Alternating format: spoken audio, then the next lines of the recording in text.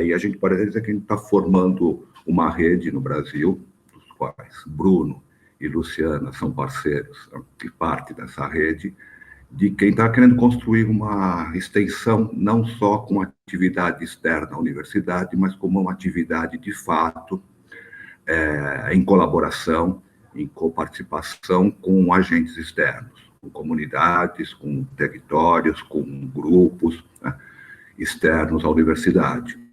Né, projetos que sejam de fato construídos em conjunto.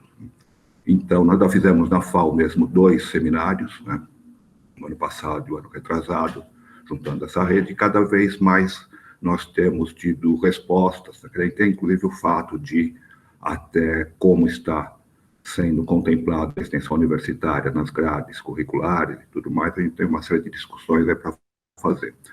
No entanto, nós estamos nesse período de pandemia, nesse período de isolamento social. É quase irônico falar de extensão universitária, que depende da gente estar presente no território, que depende da gente estar construindo coisas em conjunto, ser, né, atravessado por um período de isolamento social, né? Mais do que a pandemia, que já é logicamente um drama, o isolamento social é um drama maior ainda para atividades como as nossas. Como nós, que né, do meu grupo, né, do nosso grupo, que faz um trabalho na Ilha do Bororé, nós conseguimos uma programação desse período de isolamento e realizamos uma das etapas do projeto, que é colocar no ar o site Bororé ao Mundo, né, o memorial sobre a Ilha do Bororé. A gente achou interessante ver como outras ações de extensão estavam sendo conduzidas durante o período aí do isolamento social. E aí, conversando com a Camila, a gente pensou num debate como esse, e convidamos, como eu já disse, parceiros desses projetos para que a gente coloque algumas questões e inicie um debate sobre não só o período de isolamento social, a atual pandemia, mas sim como que a gente também, né, pensa isso em alternativas de trabalho constante e contínuo com parceiros em comunidades mais diversas, numa perspectiva de extensão universitária, mas numa perspectiva de trabalhar em conjunto mesmo quando encontra diversidades como essas. Nós convidamos, então, 4 pessoas superativas na questão da extensão universitária para colocar suas experiências e os temas para a gente debater.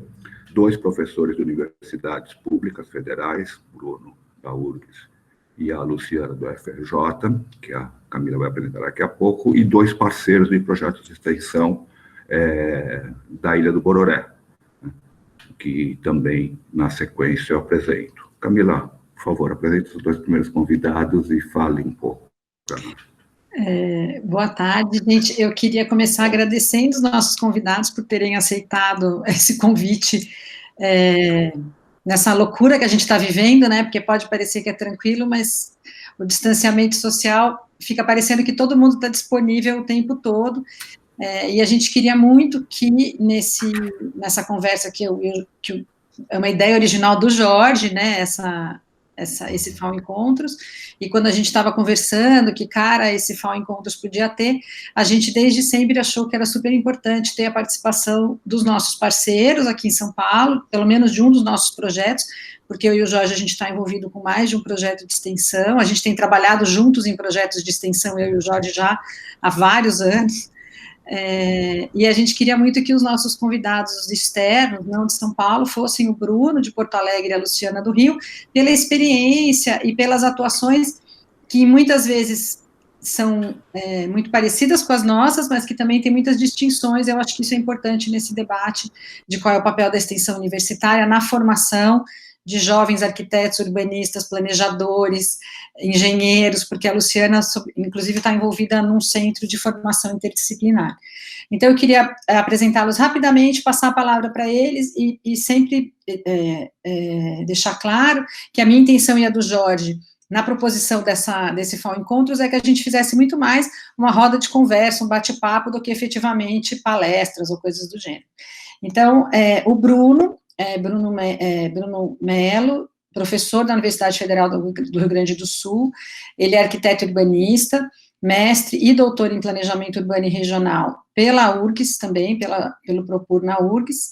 Áreas de estudo deles principais são ensino do urbanismo, de história da cidade e do urbanismo, da profissão e das entidades de classe da arquitetura e do urbanismo, e extensão universitária. Ele também tem coordenado projetos de extensão universitária já há algum tempo, e ele é pesquisador e integrante do CPLab, que é o Laboratório de Ensino, Pesquisa e Extensão Cidade em Projeto, sediado na Faculdade de Arquitetura lá na URGS, em Porto Alegre.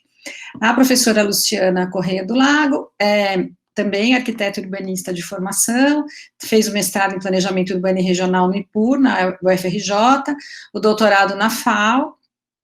Ela é professora aposentada do IPUR, na UFRJ, pesquisadora e membro da coordenação nacional, da Rede Nacional Observatório das Metrópoles, coordenou durante muito tempo o grupo de pesquisa em habitação e moradia do Observatório das Metrópoles, e hoje em dia ela é professora permanente do Programa de Pós-Graduação de Tecnologia para o Desenvolvimento Social, do Núcleo Interdisciplinar para o Desenvolvimento Social. Eu até anotei, porque é um nome muito comprido, mas é porque eu acho que ele é uma característica muito especial da UFRJ nesse momento, que é ter um núcleo que tem pós-graduação e que é um núcleo interdisciplinar, então muito diferente do que a nossa configuração dentro da USP, do nosso programa de pós-graduação.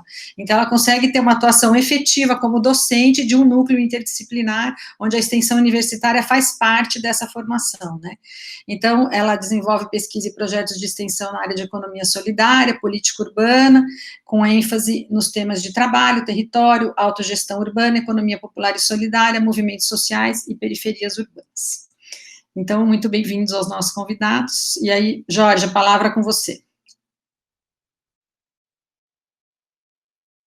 Ok. Vai, então, na sequência só de apresentações, apresentar o JC, nosso querido José Carlos Nicásio, professor lá no Adrião Bernardes. O Adrião Bernardes é a única escola dentro da Ilha do Bororé, que torna ela especial, porque é uma comunidade com uma circunstanciação, uma identidade muito particular. Ter uma escola, a escola ganha uma centralidade muito expressiva. Fora isso, a escola tem uma direção, tem uma coordenação pedagógica super aberta com a comunidade, diálogo permanente, é uma escola aberta, não só como denominação, mas como prática. Então, é uma escola com uma interação muito marcante mesmo com a comunidade. E o José Carlos é professor no Adrião, professor de História, mas eu diria mais que é um militante da educação do que um professor também só como título. Trabalha na escola em várias frentes e todas elas com esse link, com essa ligação direta com a comunidade. Faz cursos de teatro, ensaios de peças com os estudantes da escola, tem um trabalho permanente com a escola e sempre abrindo, é um professor superativo nos projetos das mostras culturais do Adrião, e participa também do coletivo Ecoativa, quase como um representante assim, de honra, no sentido de que grande parte dos participantes da Ecoativa, como o Jailson Pangelupi, que está aí, o Jai, da Ecoativa, que é o nosso segundo convidado também do Bororé, foi estudante e aluno do José Carlos e pegou, na verdade, a Ecoativa como uma segunda geração. A Ecoativa é um dos coletivos ambientalistas e culturais mais antigos de São Paulo, né, que continua em atividade. Né? Foi fundado nos anos 90, e depois a geração do Jai, que está aqui com a gente, que vai falar do trabalho deles lá, em relação, inclusive, ao nosso projeto, continuou o trabalho da Ecoativa, ampliou, quer dizer, numa perspectiva de educação muito maior, se a perspectiva era principalmente ambientalista, inicialmente virou um coletivo de múltiplas saídas, múltiplas entradas, inclusive com a comunidade, especialmente na questão da educação, da agricultura doméstica, da permacultura, né, que está diretamente ligada. A Ilha do Bororé, para quem não sabe, está numa APA, uma área de proteção ambiental, né, Colônia Bororé. Então, a Ecoativa tem um trabalho bastante marcante. E também participa do Auriverde, né, Auriverde como também educador e como promotor de vários eventos, talvez seja, hoje, o nosso principal ligação com o público jovem, com o público amplo, né? Jovem é bobagem, mas com o público amplo e com a participação intensa da comunidade do Bororé no nosso projeto. Então, apresentados, Camila, a gente pode passar a palavra para a Luciana, né? Bom, boa tarde, pessoal. Obrigadíssimo pelo convite de estar aqui. O espírito é uma conversa mesmo. É claro que eu pensei um monte de coisa nos meus 15 minutos de fala. O Camila e Jó, vocês têm que realmente medir para eu calar a boca. Agora, eu fiquei numa dúvida em centrar em quê, né? Porque a gente eu quero falar um pouco desse impacto e do drama que a gente está vivendo e como é que isso está afetando os nossos projetos, né? Aqui no Rio, na UFRJ, e especificamente onde a gente está no NIDS. Mas é difícil falar disso sem falar um segundo, eu espero que eu consiga, aonde a gente estava em março, o que a gente estava fazendo em fevereiro e março, para a gente entender, né, o que está acontecendo agora, porque foi assim um cataclismo, assim, foi uma coisa de ter que aprender um monte de coisa em semanas. Eu, então, que sou analfabeta em tecnologias informacionais, né, tive que começar a aprender essas plataformas e os tempos, como a Camila falou, se alteraram, né? A gente aqui na UFRJ só está retomando a aula remota agora, né? A gente não deu aula até agora, como vocês, na FAO, ou na USP. Então, também, junto com todos os nossos projetos, a gente teve que discutir, decidir como é que a gente fazia para retomar as atividades remotamente. Vamos começar agora, daqui a 2 semanas. Então, assim, a gente está apanhando muito, gente, apanhando muito. Mas eu acho que está sendo muito interessante o aprendizado. Eu queria falar um pouco disso, né? Então, olha só, eu acho que o que aconteceu foi que, segunda, terceira semana de março, apareceram urgências nunca dantes, né?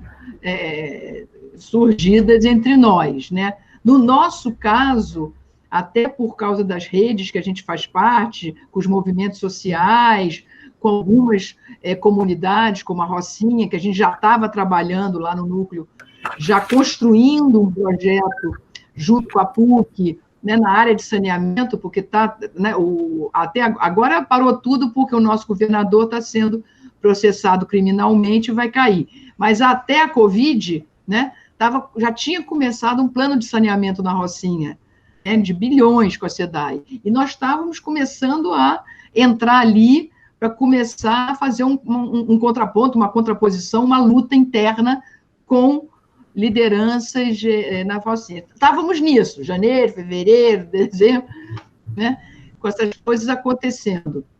E aí, Solano Trindade, que é um outro projeto nosso, que eu acho que boa parte de vocês já ouviu falar, em Caxias, que é um projeto já de 5 anos, 6 anos, que nós estamos tocando, né, de uma parte de habitação, com o MNLM, Movimento Nacional de Luta pela Moradia, que tem uma parte de inovação tecnológica importante, um canteiro experimental para nós, né, que não é só o NIDS que está a Ana Lúcia Brito, da FAO, FRJ, tem muita gente envolvida aí, né, que também, de repente, com a Covid, suspende tudo. Caxias, aonde está essa ocupação, esse projeto, foi o município, junto com o Rio, a situação ficou mais dramática, porque o prefeito, né, ignorou a Covid, então foi muita morte, muita contaminação, e a ocupação se fechou em pânico, né?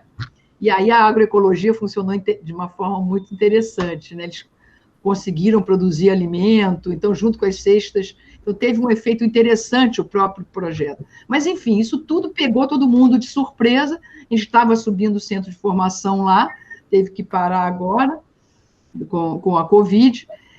Mas aí o que aconteceu foi o seguinte, os ritmos aumentaram, eu fui infectada logo no início com a Covid, o que me fez parar, sair de cena durante 15 dias, né?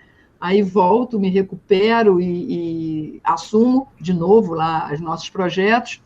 E aí começa uma chuva de demandas, né? Principalmente da Maré, né? O Complexo da Maré é no entorno do campus da UFRJ, né? E aí o drama das favelas no Rio, a taxa de mortalidade absurda, sem informação. Tem uma coisa da informação que foi muito importante, né? Ninguém sabia o que estava acontecendo nas comunidades do Rio de Janeiro, né? Porque as pessoas não estavam e não tinha atendimento, estavam morrendo em casa, não eram contabilizados, e aí começou uma movimentação de articuladores comunitários. Buscaram a FRJ, buscaram a PUC, buscaram a UERJ e a Fiocruz.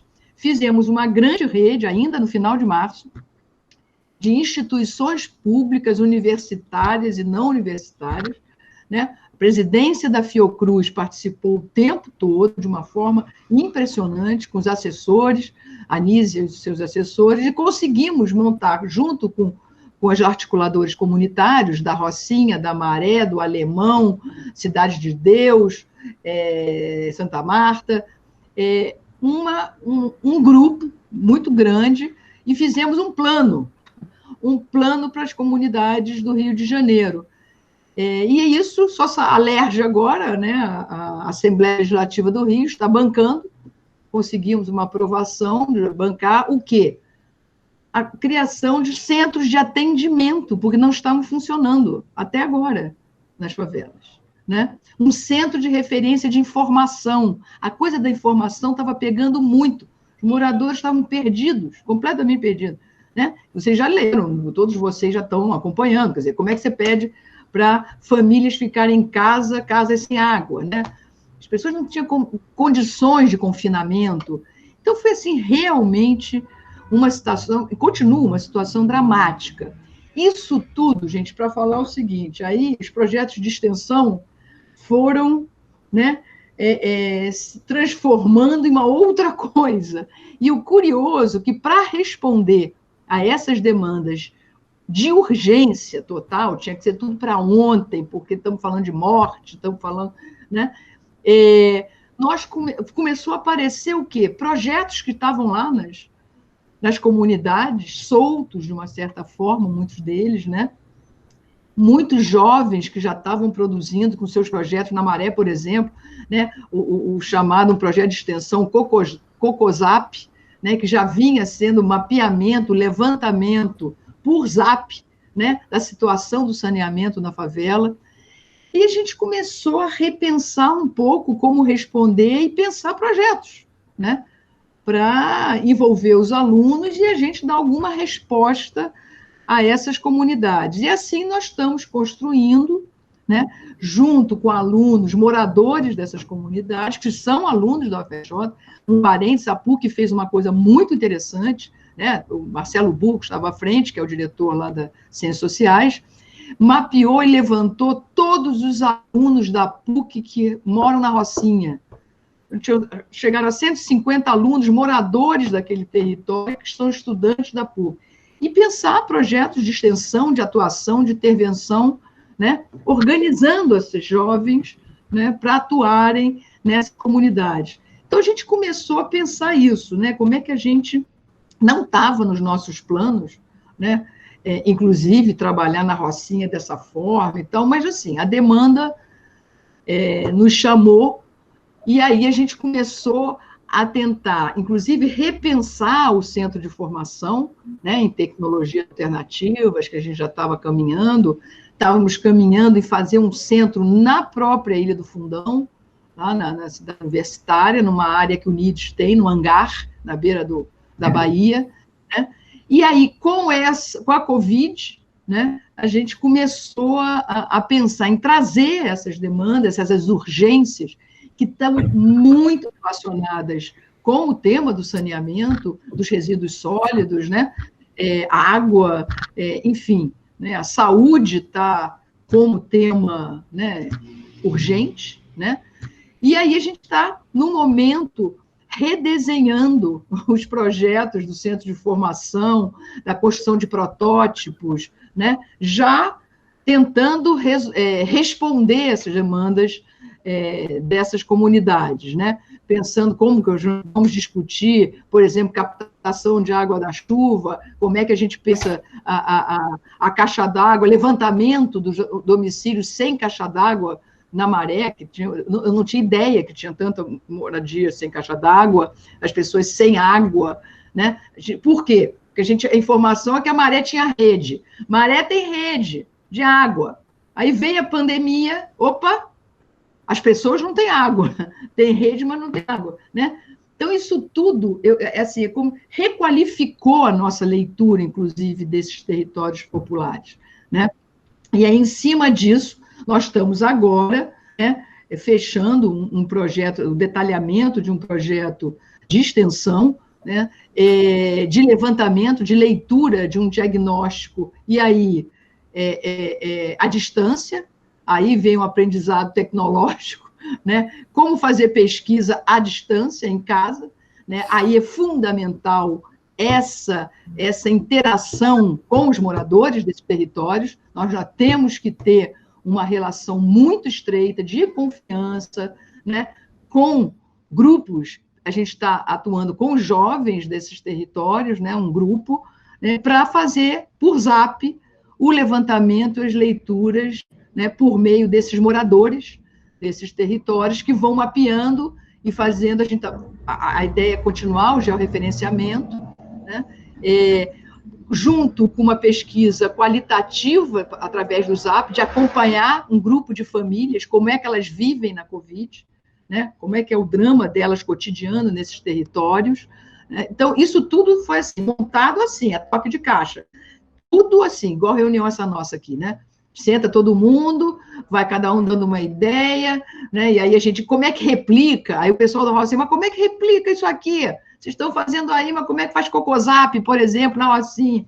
Então, assim, a gente está montando essa rede, né? E a nossa ideia é usar o centro de formação, né? Que a gente já tem um projeto já em andamento, para construir os protótipos na área de saneamento, de agroecologia, os mesmos temas que a gente já vinha trabalhando, né? Inclusive demandas na Maré, por exemplo, de produção de alimentos lá, né? Onde espaço, vê espaço, onde dá, na beira de não sei o quê. A gente começar, Rocinha, lá em cima no morro, o garoto falou assim, não, mas lá em cima tem espaço. Enfim, então, a gente está, na verdade, um pouco implodindo as nossas cabeças, né? Tentando se apropriar, né, desses gritos, primeiro que foram de socorro, gritos de socorro, de desespero mesmo, gente, a coisa muito barra pesada, continua, né? Mas transformar isso em potência, né? Em articulação entre jovens, alunos e não alunos da UFRJ, mas colocar os alunos da UFRJ à frente, né? Coordenando essas ações. E eles estão assumindo isso, é impressionante, né? De falar com amigo, de falar com vizinho, falar com não sei o quê. Porque a gente não tem nem como ir lá, né? Então, assim, isso não diria que é uma metodologia, a gente agora começou a falar, mas a gente precisa, então, sistematizar isso e fazer com que isso vire uma metodologia, né? Mas isso está em construção, porque a gente ainda não sabe, a gente começou fazendo, né? Quando deu certo a história dos centros de atendimento, lá com a Fiocruz e a LERJ, a gente jurava que não ia dar certo em nada, porque o que atrapalharam, vocês não têm ideia, né? Vocês sabem que a gente não tem secretário de saúde, a gente não tem nada aqui, né? Está tudo em litígio, a cidade e a metrópole abandonados completamente, é uma loucura, com raríssimas exceções, como Niterói, que realmente é uma coisa, Maricá, que dá uma aula de como, né, um poder público pode atuar de forma ética, séria, Maricá. Niterói também está funcionando, Mesquita um pouco, o resto é o caos. É o caos. Então, eu acho que talvez a principal ideia que eu queria deixar aqui é essa de aprendizagem nossa, principalmente professores, os nossos timings, né? Não dá, a gente está em casa, a Camila falou, todo mundo acha que a gente está ali em casa, né? Olhando para o teto, assim, não, agora dá ali uma conversinha. Não é, eu tinha reunião o sábado inteiro, domingo inteiro em abril e maio, né? Eu ficava... Isso aqui que a gente está fazendo cansa muito. Não é para mim dar aula assim, dar palestra, cansa muito mais pessoalmente, né? Muito mais, né? O tipo de atenção que a gente tem que ter. Eu estou aprendendo isso tudo, né? E também começando, todo mundo está aprendendo a ver os limites das reuniões, né? Preparação, a gente não fazia preparação de nada, né? A gente vai, todo mundo a falar junto. Agora não. Estamos construindo um método de, na próxima reunião, então, o que a gente vai discutir das tecnologias? O que a gente vai discutir das plataformas? Vamos usar aqui plataforma, né? Isso tudo está sendo feito na prática, o que é muito interessante, né? Inverte um pouco a mão do que a gente sempre fez. A gente vinha com os projetos prontos, né? E vamos, né, aplicar, vamos, né, colocar em prática, né, esses projetos. Agora é um pouco o inverso, né? Os projetos estão sendo desenhados a partir das práticas que estão acontecendo. É mais um mapeamento do que está acontecendo nos territórios populares e tentar uma articulação das várias ações que estão acontecendo, juntar gente, por exemplo, juntar gente. Essas plataformas juntam gente. Eu acho que o Jorge falou isso.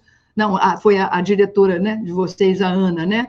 A gente está falando com gente que a gente nunca falava antes, que não tinha. Imagina, chamar alguém para vir, né, falar. Não, as pessoas estão mais disponíveis de ficar 1 hora conversando, porque está em casa, você não perde tempo de locomoção, né? Para ir dar uma palestra, você perdia, né, a manhã inteira para falar 1 hora, né? Agora não. Uma.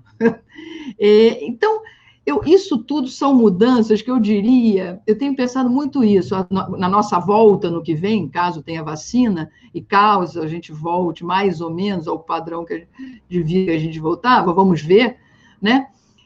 A gente tem que carregar isso tudo, a gente não pode perder essas aprendizagens, né? O meu medo é esse, né? A gente voltar a uma forma de ensinar, de realizar pesquisa, de construção de projeto, né, que eu acho que a gente podia trazer o que realmente está potencializando os nossos projetos mesmo, né? As metodologias colocadas em questão, como é que a gente constrói realmente, coletivamente, um projeto a partir da prática.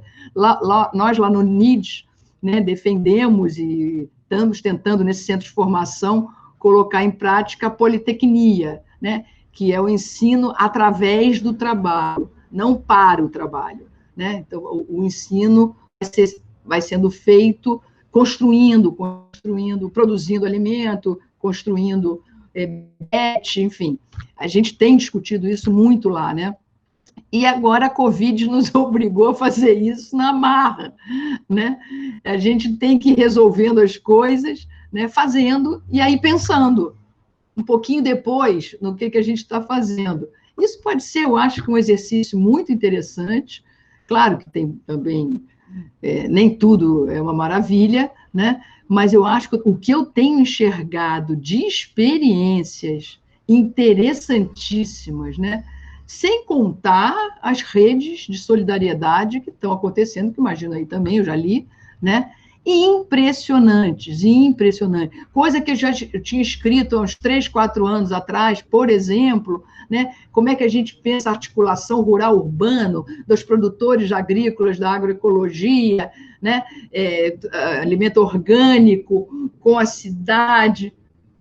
Agora não precisa nada disso, já se articularam sem ninguém, sem professor, sem nada. O Preventório Niterói, do Banco Comunitário, já está fazendo cesta com os produtores de São Gonçalo, né? Os produtores da economia solidária, uma rede inacreditável, né? E isso funcionou porque eles viram que fazendo isso, você está atuando tanto para a economia, né, dos agricultores que estão lá, né, quanto para a população desempregada das favelas, né? Então, isso tudo está acontecendo. MST produzindo um monte de alimentos para essas redes. Então, assim, a cooperação está acontecendo. aquela que a gente falou até há pouco tempo muito de como projeto, como utopia, né? A cooperação urbana como utopia, ela na prática está aí, está rolando, infelizmente, numa tragédia, né? Infelizmente, né, num número de mortes absurdo, infelizmente, com a total ausência do poder público, e isso é inaceitável o que está acontecendo. Agora, está acontecendo mesmo assim, né? Eu acho que é isso que também nós temos o compromisso como universidade pública de potencializar isso, de ampliar isso, né? Eu acho que a gente tem essa capacidade, por isso que procuram a gente. Articuladores, até mais do que formuladores, articuladores. A universidade junta gente, né? A universidade tem aluno que mora na Zona Sul, mora na comunidade, junta gente, né? E é isso que eu acho que a gente tem que valorizar e ter nos nossos projetos isso muito claro, né? Não sei, eu já falei muito? Não, ainda tem? Luciana, eu já perdi. Não tem, já passou 5 minutos. Eu vou interromper porque Você me mandou vai parar, eu só falei que eu falo muito. Depois a gente continua, né? Essa é um pouco a ideia. Posso depois detalhar se tiver pergunta. Obrigado, Luciana. Pronto. Camila, passamos a palavra ao Bruno.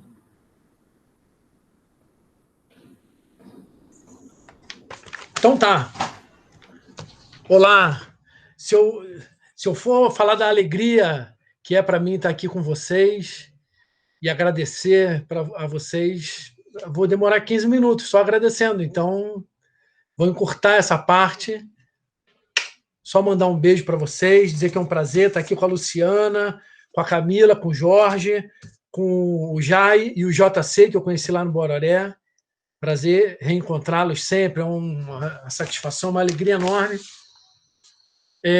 Eu quero falar de uma... Tem tanta coisa para falar, na verdade, 15 minutos passa rápido.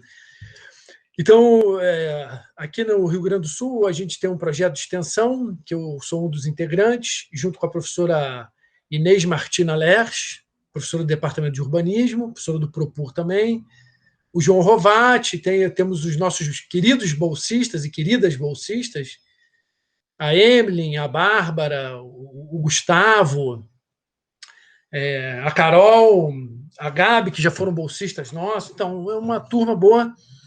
Aqui no Rio Grande do Sul, a gente tem um contato com o MTST, o Movimento de Trabalhadores Sem Teto, e viemos trabalhando em 2 lugares, a Vila Nazaré e a Ocupação Povo Sem Medo de Porto Alegre. E, obviamente, que até o dia 15 de março tudo vinha muito bem, obrigado, até que explodiu toda essa situação da Covid e tudo mais. Uma das coisas que a gente participou aqui foi de uma campanha articulada pela Escola Livre de Arquitetura, que juntou uma galera, vários coletivos, vários grupos, do qual o nosso projeto de extensão fez parte também. Então, essa campanha, iniciativa da Escola Livre, chamava-se Elo de Ação Solidária, e a gente fundamentalmente reuniu recursos, reuniu um fundo e começou a fazer doações para que as famílias da Vila Nazaré e da Ocupação Povo Sem Medo pudessem ficar em casa numa situação em que eles não têm trabalho, não têm nem casa direito. Então, como pedir para uma pessoa fique em casa se ela não tem as mínimas condições de ficar em casa? Então, isso foi um pouco como a gente, de início, enfrentou essa situação. E a gente começou a ver aqui uma série de campanhas de doação, de ações solidárias, dentro desse contexto, dessa conjuntura de distanciamento social, onde a gente não pode ficar indo nos lugares, né? Então, eu tenho pensado muito sobre isso, né? O alcance dessas ações solidárias, o alcance dessas iniciativas filantrópicas junto a esses lugares. Então, eu quero falar a partir disso, tá? Então, vou ler um textinho que eu preparei aqui, é jogo rápido. Lá vai. O Casal Gregoire, eu tomei de um livro, vou reproduzir um pedacinho de um livro e vou inventar não, mas tentar resumir um negocinho aqui de um livro, tá? Então é assim, depois eu digo qual é o livro. O Casal Gregoire e a jovem Cecília, que era a filha desse casal, embarcaram na sua carruagem para um passeio de fim de tarde. Cecília estava feliz por respirar ar puro e novamente quente da primavera. Tinha até as bochechas rosadas.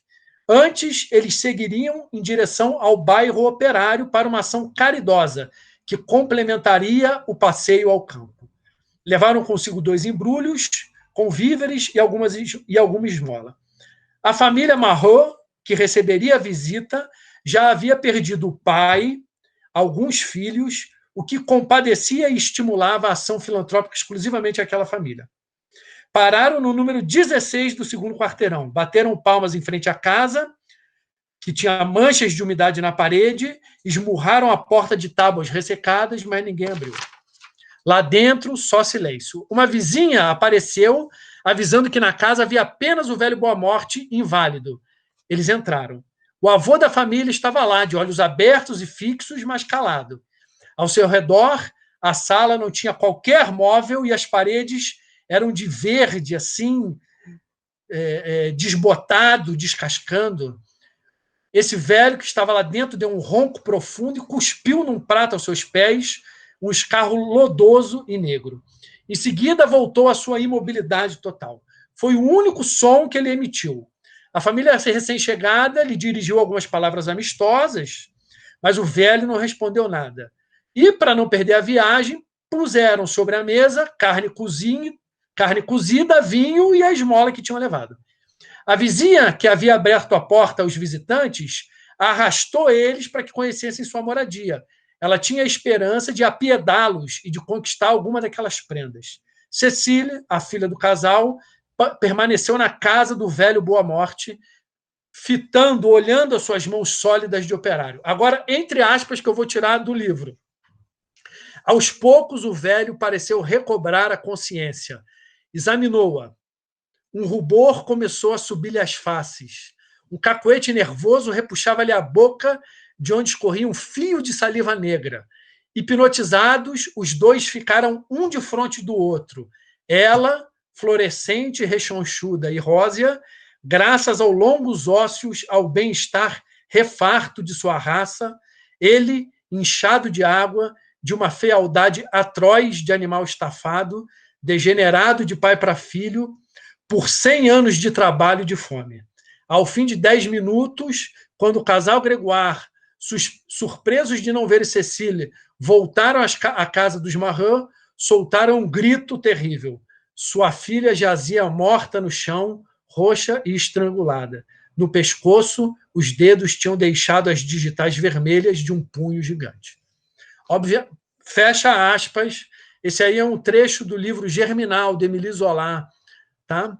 Obviamente que eu estou falando desse trecho de uma obra de ficção, de literatura, pelo absurdo que ela mostra. Isso não é um convite a ninguém a fazer nada, tá? E nem uma sugestão de nenhuma. É só o absurdo da cena que está retratada no livro de Émilie Zola.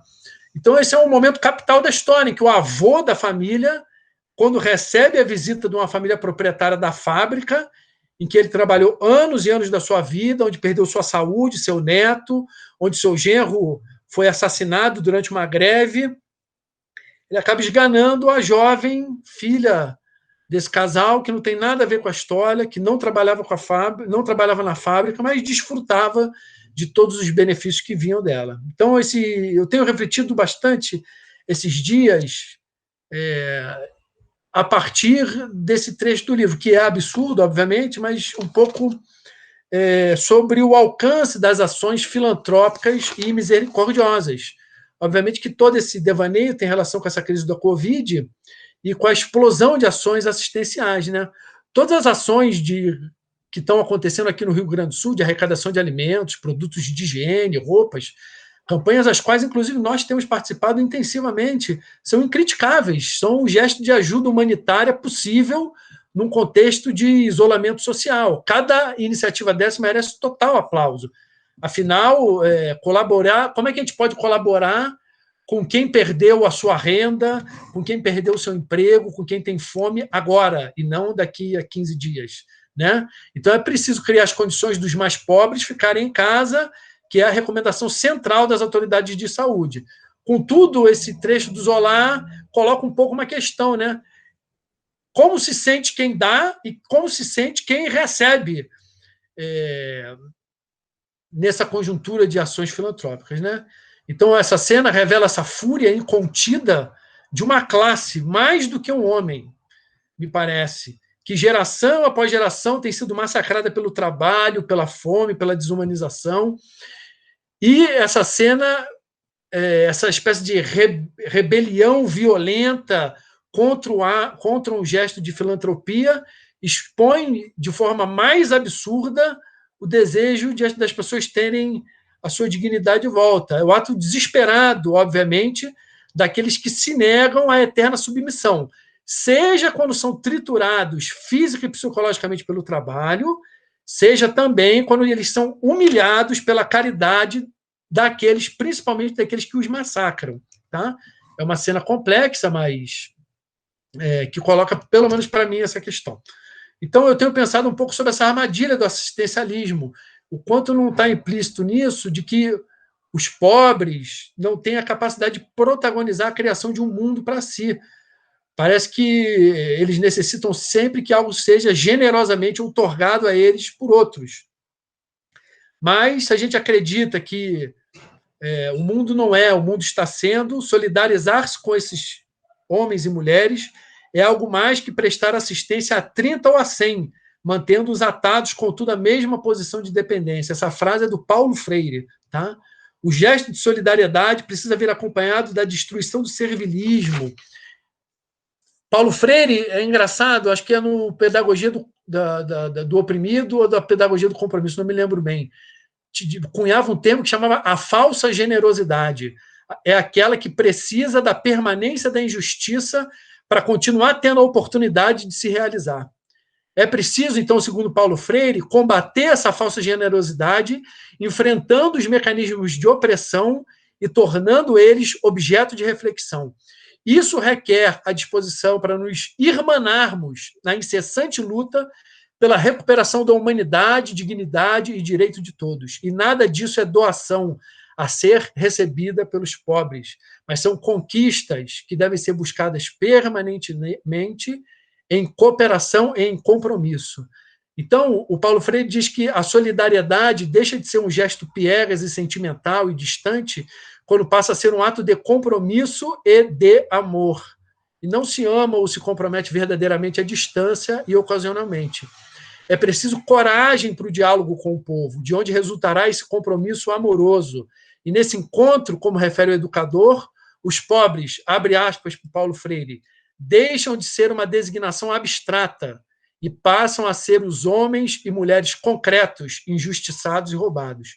E o caminho, obviamente, não é a luta física ou a violência, como tem na história absurda que eu contei há pouquinho, mas é o amor que transcenda essa doação distanciada e esse gesto misericordioso. Porque é um ato de coragem e nunca de medo, o amor é um compromisso entre os homens e as mulheres. Onde quer que estejam estes oprimidos, o ato de amor está em comprometer-se com a sua causa.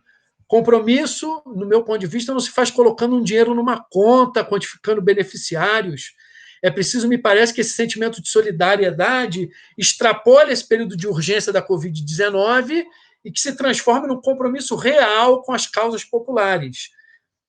E, obviamente, isso faz pensar um pouco, pelo menos a mim, como a gente se relaciona com os territórios, as populações em que a gente faz projeto de extensão, como a gente constrói esses vínculos de compromisso que não são pontuais, mas são de longo prazo, e compromissos mais do que com pessoas e territórios, com as causas populares do desfazimento de desigualdades sociais, né? Então, vamos ver no futuro o quanto dessa solidariedade vai se transformar num efetivo compromisso, amor e indignação pelas iniquidades e pelas injustiças sociais. Eu tenho uma última coisa para mostrar. Eu consigo compartilhar minha tela, Jorge e Camila? Então, eu vou fazer isso. Vou compartilhar aqui rapidinho. No domingo, eu fui na Vila Nazaré, que é a Vila Nazaré, em Porto Alegre. Vila é sinônimo de favela. É um assentamento popular autoconstruído. Tá? eventualmente, para quem é de outro estado, pode não estar compreendendo o que eu chamo de vila, mas é isso.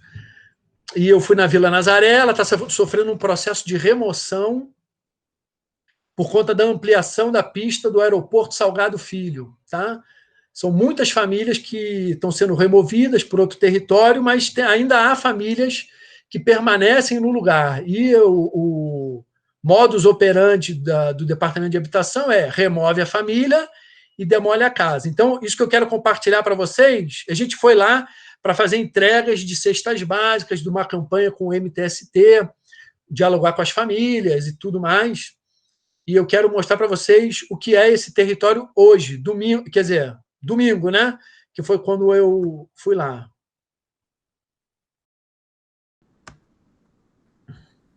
Isso é a Vila Nazaré.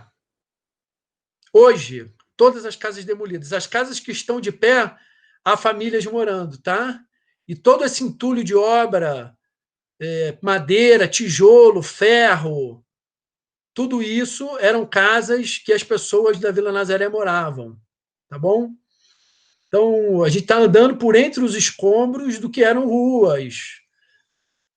Casas, obviamente, muito pobres, de uma maneira muito improvisada e precária, mas a gente está andando no meio de um lugar que seria o interior das casas das pessoas, tá?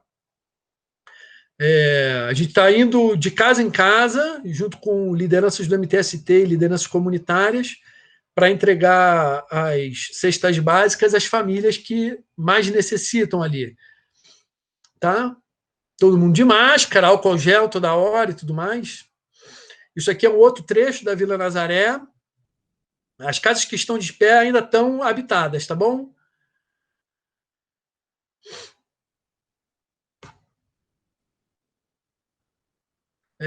Vamos ver se tem mais um pedacinho aqui. Bom, era isso. Então, vou interromper o compartilhamento. Já deu aqui os 15 minutos, eu acho, né, Jorge?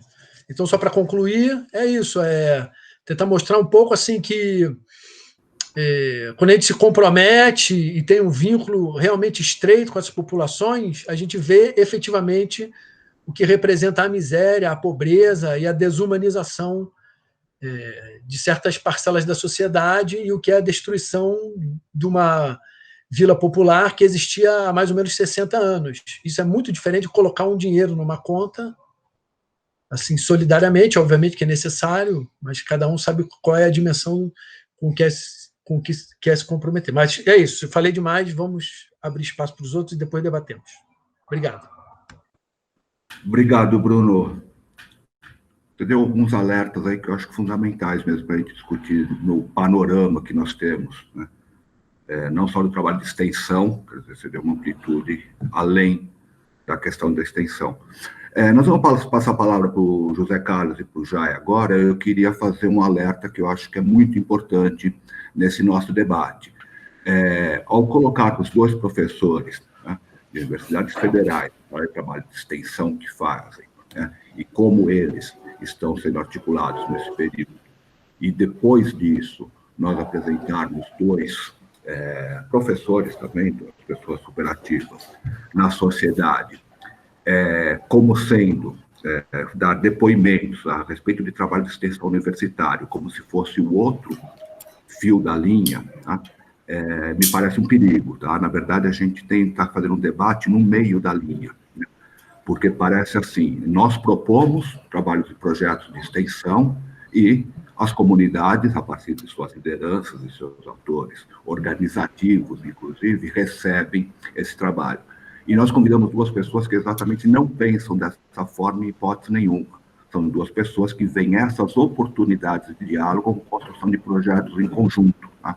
Eu acho que esse alerta é muito importante, senão fica uma relação daquelas de um emissor e um receptor. E, na verdade, nós estamos falando hoje de um trabalho de extensão, que eu sei que a Luciana, o Bruno e a Camila concordam também, que é um trabalho de construção de coisas, né, de ações em conjunto. Então, eu vou passar a palavra para o José Carlos. Eu queria só fazer um comentáriozinho antes de passar para o JC, é o seguinte, tem um pessoal fazendo uns comentários aqui no YouTube, eu que estou acompanhando, eu estou anotando, tá, para colocar os comentários que foram feitos no final, na hora do debate. Perfeito. Então, vou passar a palavra ao José Carlos, o JC, nosso parceiro, colega e, na verdade, coordenador de tudo que a gente faz lá pelo Bororé, para falar tanto do nosso projeto de extensão, quanto também dessa situação atual. O JC tem também uma colaboração enorme nessa conversa, porque ele é professor de ensino médio. A Luciana falou tudo em relação a como a gente está aprendendo com esse isolamento social, né?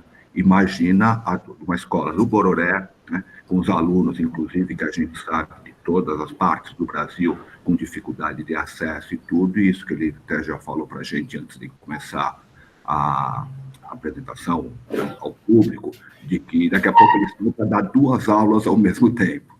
Então, também essa parte do depoimento do José Carlos, eu acho que é bastante importante. E depois o Jai também fala, a partir também do mesmo lugar. JC, a palavra está com você. Então, gente, boa tarde, Bassani, Bruno, Camila, Luciana, Jai. Boa tarde a todos que estão nos ouvindo aí também, né, pelo YouTube. Também eu tenho certeza que o pessoal do Adriano Bernardes, né, o pessoal de gestão, professores, funcionários também tenho certeza que estão ouvindo também essa reunião. Como você falou, Bassani, essa situação da escola pública ela está muito complicada. Né? A gente tem lá no Adriano Bernardes a escola aberta. O que é a escola aberta? Não é só ficar aberta para vir cursos, outras coisas. A gente tem a escola aberta para vir tudo que é de diferente. A escola, esse muro que se coloca na escola, eu penso assim, é só um muro de proteção para que não haja invasão, para destruir o que tem dentro da escola. Mas, na verdade, esse muro de cultura e de intelecto, ele tem que desaparecer. A escola não tem que ficar presa só no que o governo manda, só no que está no plano de currículo, né, que se coloca para que o professor, para que a escola faça. Na verdade, a escola tem que ter o livre-arbítrio, junto com a comunidade e os alunos, para fazer uma coisa diferente. E foi justamente por causa disso, né, que eu comecei um projeto lá na Adriano Bernardes, em 2010, chamado Descobrindo a História Paulistana, na qual eu levei os meus alunos para além desse muro. Eu levei esses alunos para conhecer o centro da cidade de São Paulo, o Centro Velho.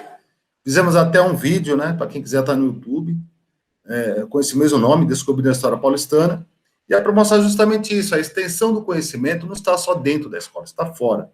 E foi nesse período também que o meu grande amigo Jai, ex-aluno, meu parceiro aí, me convidou para fazer parte, né, da Casa Equativa. Mas qual foi a ideia? De juntar a escola com a Casa Equativa. A Casa Equativa vai ser uma extensão da escola, na qual os alunos poderiam sair de dentro da escola e aprender coisas novas fora da escola, né? Outros cursos, outras atividades, enfim. E logo em seguida veio o Bassani, se não me engano, em 2014, um projeto lá que, nossa, foi assim, era uma luva pelo que a gente estava fazendo na Ilha do Bororé, né, junto com a Casa Equativa. E foi daí que nós começamos a fazer um projeto, né? No começo era só um projeto de extensão educacional pela USP, mas a gente viu um grande potencial de passar isso para os alunos também, principalmente os alunos de ensino médio, né? Porque eles estavam saindo de uma escola pública e sem muita coisa. Então, por que não pegar esse curso e fazer uma atividade dentro da Ilha do Bororé? E foi aí que surgiu o projeto Bororé ao Mundo. O que é o Bororé ao Mundo?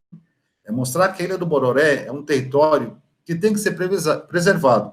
Aqui na capital de São Paulo, é o único local que se tem balsa para se atravessar uma represa, né? E muita gente não sabia, né? E a gente começou a fazer essa atividade, mas não é só para falar que a Ilha do Bororé está ali, que está desorganizada. Não é isso não, gente. A ideia é fazer com que a Ilha do Bororé seja autossustentável. Os habitantes que ali estão, a comunidade que ali está, consiga ser autossustentável no próprio território. E quem vai fazer isso daqui são os interlocutores, a própria comunidade e os alunos, que eles que são os moradores, é o carro-chefe do território. E aí surgiu a ideia de fazer o memorial da Ilha do Bororé, né, que agora virou Bororé ao Mundo. Primeiro, para se manter a qualidade do território, porque está tendo muito desmatamento, muita invasão, muita ocupação. A ideia é que a gente consiga preservar o patrimônio, o território, e, ao mesmo tempo, a sua essência, a sua história, né? Porque as pessoas que moram ali são pessoas que já moram ali há 20, 30, 40, 50 anos, e essa parte, né, eu vou dizer até para o Jai falar, né, Jai, que ele tem um contato maior, porque ele é morador da Ilha do Bororé, ele conhece muito mais a ilha do que eu só dou aula lá, né, só trabalho lá, já que já falaram para mim que eu moro mais lá do que na minha casa, mas fazer o quê? Mas a ideia é fazer com que a ilha seja autossustentável. E, ao mesmo tempo, gente, é uma coisa que é gritante. A gente estava com os projetos para esse ano, já envolvendo o pessoal do nono ano, alunos do nono ano, estavam montando todo um projeto de atividade, apesar que a gente já fez o lançamento do nosso link, Bororé ao Mundo, era para fazer mais algumas atividades esse ano, já estava tudo já encaminhado, como, né, podemos se dizer, veio o problema da pandemia. Essa pandemia acabou atrapalhando todo o trabalho. O trabalho que eu estou falando é o trabalho com os próprios alunos, com a própria comunidade, porque os alunos iam para o campo mesmo, fazer pesquisa, entrevista, fazer vídeo, garimpar fotos, enfim, fazer o projeto mesmo e mostrar que a ilha tem vários pontos que tem que ser bem preservado e, ao mesmo tempo, mostrar, né, que existe capacidade econômica, social e cultural muito forte ali. Veio a pandemia. E aí veio os problemas, né, administrativos, veio os problemas de educação, que são as aulas online. Olha, vou ser bem honesto, essas aulas online, aproveitando a fala da professora Luciana, essas aulas online, para mim, é uma aberração. Estou sendo bem honesto mesmo, para mim está sendo uma aberração, porque muitos alunos lá na Ilha do Bororé não têm contato, não têm um contato com a tecnologia. Não falta luz, falta internet, a televisão lá, para o governo falar o canal 2.2, a televisão não tem o canal 2.2, enfim, o professor tem que fazer milagre para poder trabalhar. E eu, os meus colegas, né, que estão lá trabalhando, estão fazendo isso, milagre. E quando começou esse projeto, a ideia do projeto não é só comigo, a ideia do projeto é pegar os professores, fazer um trabalho aberto para que todos participem. É um trabalho aberto, com participação dos alunos, de todos os professores, da comunidade, da gestão. A gestão, nossa, eu tenho muito que agradecer, porque ela liberou mesmo, assim, uma condição de trabalho bacana para os professores, com os alunos, com a comunidade, com a Casa Equativa. Então, eu tenho muito que agradecer essa questão da direção da escola, que deu essa abertura muito grande para nós. Né? E aí veio essa pandemia. Problema da aula online. Não dá, é possível. Como eu acabei de falar, né, como o professor Bassani acabou de falar, eu tenho 2 aulas com 2 turmas diferentes ao mesmo tempo. Como é que eu posso ficar linkado com 2 turmas ao mesmo tempo, né, diferentes? Isso é ilógico, isso aí é uma piada. Né? Aproveitando a fala do Bruno, isso aí é um tampão na educação, né, que é uma falha muito grande. Mesmo assim, a gente conseguiu fazer algumas atividades também. É lógico que com esse projeto, muita coisa aconteceu, meio de formiguinha, né, que até o Jai depois vai complementar, que foi o caso das mulheres costureiras lá na Ilha do Bororé, foi a questão de fazer um trabalho coletivo para poder ajudar aquelas pessoas que estavam com mais dificuldades no começo da pandemia, e que eles acabaram se agregando ao projeto da Casa Equativa, ao projeto que a gente tem lá com a FAO-USP. Então, na verdade, foi um trabalho assim, de formiguinha, de formiguinha ainda, porque a gente tem poucas pernas e muita vontade, mas a gente está conseguindo atingir, eu acho, nossos objetivos, e eu espero, né, que após a pandemia, a gente consiga terminar esse trabalho. Lógico, gente, a ideia maior também é pegar esses alunos que a gente está trabalhando e mostrar que eles são capazes, sim, de fazer qualquer coisa, independentemente se tem um nível universitário ou não. É lógico que é muito melhor, é muito legal você botar um ex-aluno seu, pô, professor, estou na USP, estou na PUC, estou no Mackenzie, sei lá, né? Não é fazendo propaganda de nenhuma universidade, não, mas é legal você encontrar um aluno seu, um ex-aluno, e falar, pô, eu estou numa faculdade, graças à escola, graças a você, graças ao projeto, porque a gente tem 2 ex-alunas que trabalham na Casa Equativa que estão fazendo curso, tem outras que estão atrás de faculdade, principalmente da USP, está querendo entrar na USP, tem um ex-aluno meu, Gabriel Ortiz, que é aluno da USP, então isso é gratificante, então esse projeto está trazendo essas pessoas para dentro da comunidade e, ao mesmo tempo, fazendo um leque maior para outros horizontes, porque eles não estão ficando presos só na Ilha do Bororé. Não é só a Ilha do Bororé que existe um mundo maior. E eles estão conseguindo rever esse argumento, que até então era Ilha do Bororé, Grajaú, no máximo Cidade Dutra. Hoje não. Hoje eles estão vendo uma perspectiva de crescimento muito maior. E é isso que é legal. A escola acabou aquele muro de só que vem e tem que fazer. A escola é aberta, então agora a gente tem contato com outras instituições, outros cursos, outra vivência, e essas vivências fazem com que a própria escola, a própria comunidade também cresça, né? Independentemente de vir uma coisa pronta. Concordo quando o Bruno fala desse assistencialismo. Eu sou contra o assistencialismo da forma que está sendo colocado também. Esse negócio de R$600, tem gente que necessita, está desesperado, não recebe, e tem gente que não precisa, está recebendo até mais. Então, existe alguma coisa de errado. No começo do ano, não existia para nada. Começou a pandemia, apareceu dinheiro de tudo quanto for lugar. Aí eu fico pensando também, aquele dinheiro que era nosso, que foi usurpado da sociedade, cadê esse dinheiro? Então, tem muita coisa errada nessa sociedade. Entendeu? E os alunos agora estão começando a perceber isso, mas não é só da Adriano Bernardes, não. Os alunos do Cantinho do Céu, alunos do Cocaia, alunos do Chácara Santo Amaro, hoje a coisa está ficando expansiva. Tanto é que até né, a gente comenta, né, que o projeto Adriano Escola Aberta, ela ficou tão aberta que muitas escolas que eu nem conhecia, né, da Zona Oeste, da Zona Norte, que vai visitar a Ilha do Bororé, é ponto de conhecimento a escola. A escola virou referência. Se ela virou referência, nós estamos conseguindo esse espaço mesmo de mostrar que é capaz mesmo uma escola pública, mesmo sendo de primeiro ensino fundamental e médio, anos iniciais, médio, fundamental e médio, conseguir fazer uma expansão muito maior. E é isso que é interessante, porque a gente está conseguindo o nosso objetivo, que é fazer os alunos crescer, a escola crescer, a comunidade crescer, e sem depender de assistencialismo de governo nenhum. Bom, eu acho que é isso. Agradeço também a todos aí pelo convite, né, que eu achei muito bacana essa participação. Peço desculpa por alguma coisa que eu falei, né? De repente alguém pode ter entendido, interpretado errado, mas esse é meu ponto de vista, tá? Eu acho que a educação ela tem que ser livre mesmo, tem que ser laica, e a escola tem que ser aberta, independente se é no Adriano Bernardes, se é no Cantinho do Céu, se é no Cocaia, se é na Zona Leste, se é no Centro, se é no Rio Grande do Sul, se é no Rio de Janeiro, a escola tem que ser aberta, sem participação de uma forma autoritária de um sistema governamental. É isso. Eu apresentei o Jai no começo de uma forma, assim, abreviada, porque é difícil falar tudo que o cara faz. Mas, para nós, o fundamental é assim, o poder que a Ecoativa tem, né, de congregar a comunidade, de congregar jovens, de participar de múltiplas atividades. Então, quer dizer, acho que o que vocês precisam fazer também, quem está nos ouvindo, é conhecer bem, conhecer melhor o que a Ecoativa faz, tem Facebook, tem as mídias para poder acessar. Então, Jai, meu brother, você está com a palavra, por favor. Oi, gente, boa tarde. É uma alegria estar nesse encontro aqui também. Vou dar uma resumida nessas boas-vindas e agradecimentos, mas é uma alegria aí, Bruno, Camila,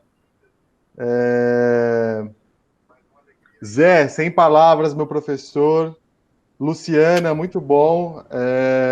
A Luciana trouxe... Eu fiquei com vontade de ir para o Rio de Janeiro com esses temas, Luciana. Agroecologia, economia solidária, permacultura.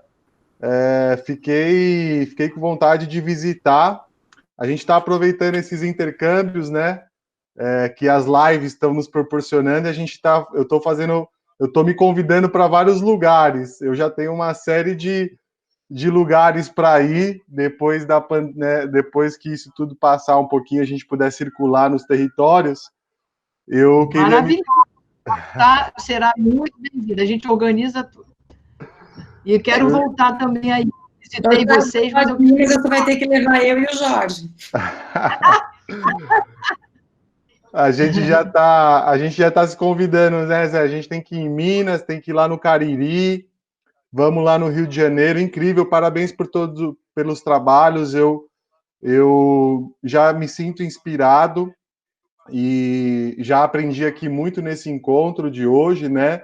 O Bruno trouxe uma reflexão importantíssima, muito assertivo, reflexão essa que a gente não tem uma resposta pronta, né? Então vamos digerir, muito importante que o Bruno trouxe, e fundamental aí as palavras do Zé Carlos. Zé Carlos é um gigante da educação, não menos que isso, é foi o meu professor e é o meu professor até hoje, essa aprendizagem colaborativa, aonde a gente acredita nesse tipo de educação, né, Zé? Construir asas junto e voar junto, né? Esse tipo de educação aberta, democrática, horizontal, participativa, e não à toa que essa caminhada me levou hoje a ser gestor, diretor de um outro equipamento de educação aqui no território, que é o CCA da Auriverde, que é um centro para crianças e adolescentes, e eu agradeço a Auriverde também disponibilizar esse tempo da instituição, do meu trabalho, eu que estou também no horário de trabalho, e agradeço a todos vocês. Muito importante essa trajetória, né? Eu sou educador, trabalho com permacultura. Hoje eu estou como gestor do Centro da Criança para Centro de Crianças e Adolescentes, no bairro aqui do Bororé, do Chácara Santo Amaro. São 180 crianças.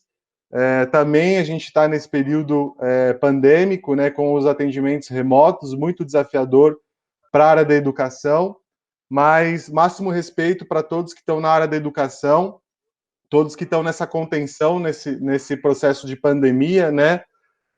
E eu sou um trabalhador da assistência, né?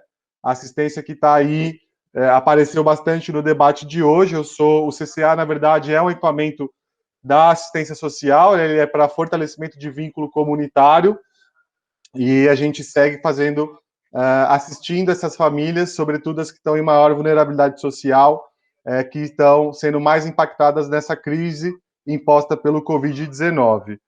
Bom, só para a gente poder situar, a gente está falando de extensão, né? Extensão universitária, trabalhos importantíssimos, inspiradores, trabalho que eu estou acompanhando aqui, os debates, né, as contribuições da galera do público.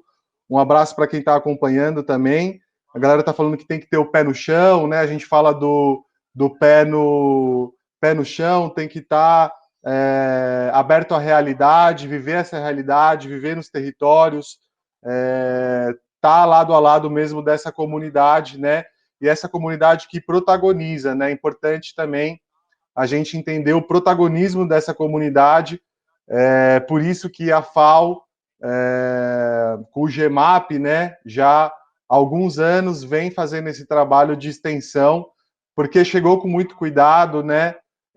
A gente pensou uma agenda colaborativa, uma agenda que já estava em curso, né? Então é importante a gente não chegar, se tratando de universidade, né, não chegar com uma receita pronta ou chegar com as soluções dos problemas, né? Muito pelo contrário, a comunidade já está ali vivenciando essas questões, né? A comunidade já está pensando em soluções para isso há muito tempo, e é óbvio que essas organizações, né, como a FAO, comprometida com a educação, comprometida com uma série de aspectos educacionais, de formação humanizada, obviamente que essas organizações, dentro de uma rede, o trabalho se potencializa. Não à toa que a gente chega na dimensão que a gente está hoje do projeto Bororé ao Mundo. Então, só para a gente situar um pouquinho, que a gente vai falar muito do Bororé, o que é o Bororé, né? Até para situar todo mundo que está tendo acesso a esse encontro, a esse debate. O Bororé está no extremo sul da zona sul de São Paulo, né? Bem extremo sul, limite do município. A gente, como o Jorge disse, estamos na APA, Bororé Colônia, uma área de proteção ambiental. E aí, por uma série de elementos, né, a gente, dentro dessa APA, a gente está numa área de manancial. O que isso significa? Que a gente produz, é aqui que produz água potável para a cidade. E por que produz água potável para a cidade? Porque aqui a gente está inserido na Mata Atlântica, né? Aqui, grande parte remanescente da Mata Atlântica está inserida aqui no território, por isso que produz água, né? A gente tem aí o reservatório Billings, um dos maiores em área urbana do mundo, né? E aqui a gente tem também a comunidade tradicional, a comunidade caipira, né? Também a comunidade indígena, a agricultura familiar, né? E aí, por uma série desses elementos, a gente se configura como uma área de proteção ambiental, e é exatamente nesse contexto que a gente se identifica também, a gente vem falando mais sobre as TICPs, né? Então, o que a gente a gente se identifica como um território de interesse da cultura e da paisagem, as TICPs, né? E aí é importante todos entenderem que o Bororé é um bairro que está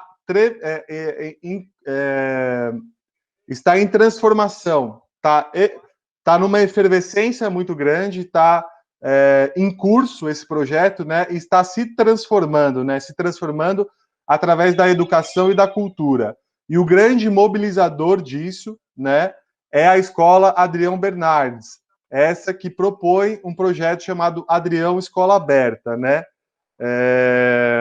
Obviamente que a gente está falando de uma comunidade de luta, uma comunidade que já na década de 90, né, já se organizava, né? A própria associação de moradores, ao qual o projeto da Equativa, né? Já da década de 90, a comunidade se organiza, né? A gente tem a associação de moradores, a AMIB, muito fortalecida, com uma participação dos moradores muito forte, e o que já foi dito aí, né? Eu sou a criança, eu sou morador da Ilha do Bororé, minha família está há 3 gerações aqui no território, estudei no Adrião Bernardes, até hoje tenho projetos com o Adrião Bernardes, né, com o Zé Carlos, a Silvana, que é diretora, uma gestão, professores maravilhosos que estão há muitos anos na escola, e todo mundo ali bancando esse projeto, né? A Associação de Moradores, na década de 90, cria um centro cultural, né, por esses elementos, faz um projeto com a Secretaria do Verde, que é um projeto da Associação de Moradores, é a Casa Equativa. A Casa Equativa é um centro comunitário, um centro de ecocultural, de ecologia e cultura, um centro de permacultura, e vai trabalhar com várias linguagens, culinária, horta, é um centro comunitário, né? E é essa extensão do Adrião Bernardes, né? Então, a gente está debruçado hoje no que a gente vem chamando de território educativo. Então, a gente trabalha em rede com a escola, com a Associação de Moradores, com a UBS, com a Equativa, com outras organizações, com a FAO. A gente tem uma rede muito grande de parceiros e o Bororé está em transformação constante, né? Em constante transformação. A gente quer trazer cada vez mais, validar educação e cultura dentro do território, né? São eventos, são saraus, são mostras culturais, é uma série de programas, né? Que são desenvolvidos para essa comunidade de luta há muitos anos. Então, a gente está passando o bastão, né?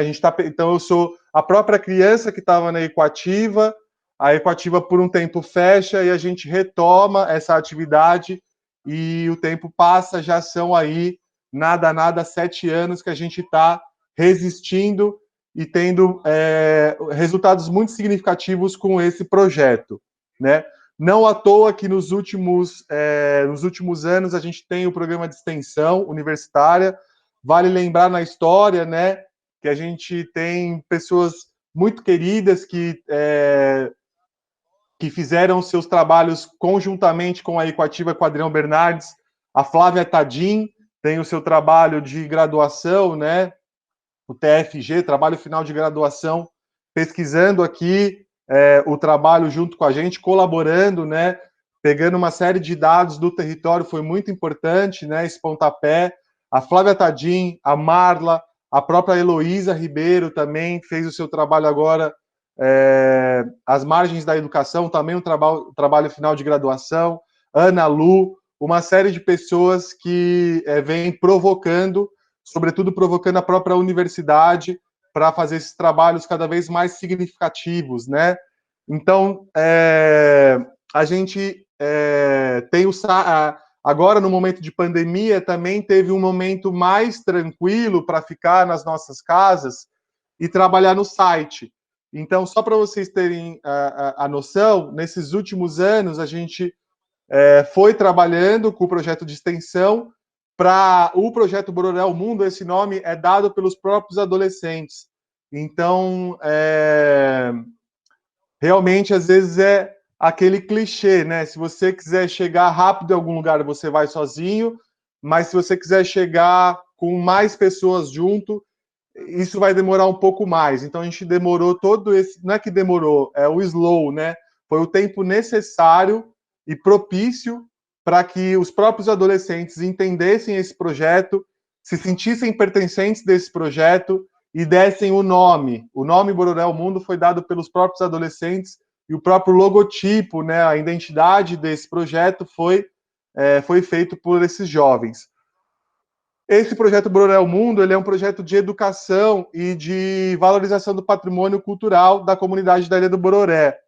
Tem o site, eu convido vocês a entrarem no site, o site que foi lançado agora, recentemente, bororelmundo.wixsite.com/memorial.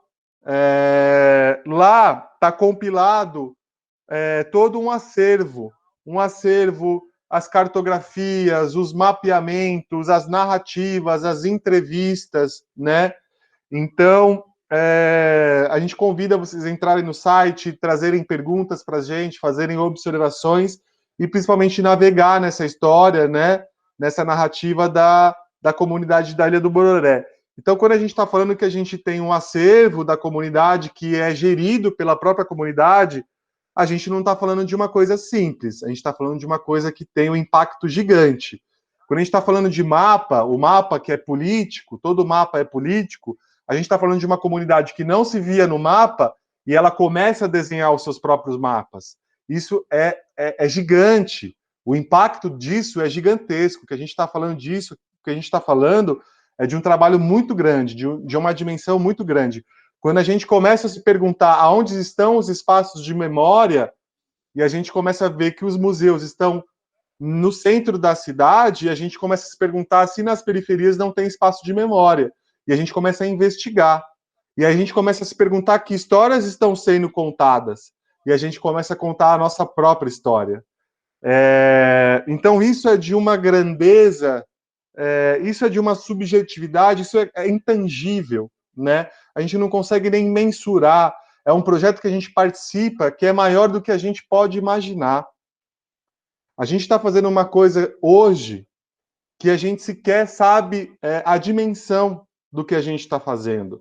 Tá aqui falando com um professor que me deu aula de uma delicadeza, de uma sutileza que não tem tamanho, né? A gente está falando de histórias de vida e a gente está falando das histórias do território, o território que toma para si essas histórias, né? Então fica aí o convite para a gente falar do memorial aberto, né? O site não é um site pronto, não tem como a gente não tem como ter um site pronto, porque as histórias, você não tem um site finalizado, essas histórias vão sempre sendo cada vez mais anexadas. Nesses últimos anos a gente tem fazendo esse trabalho no Adriano Bernardes com os adolescentes, nono ano, primeiro, segundo e terceiro ano, a gente tem quase 100 adolescentes participando desse projeto. A gente está falando de uma formação política, de uma formação humanizada, então, assim, não tem como mensurar, né, esse impacto. Esses jovens que estão cada um na sua área, um na universidade pública, outro fazendo enfermagem, outro fazendo direito, outro trabalhando com arte e cultura no território. A gente faz uma formação política, uma formação, uma informação compartilhada, né?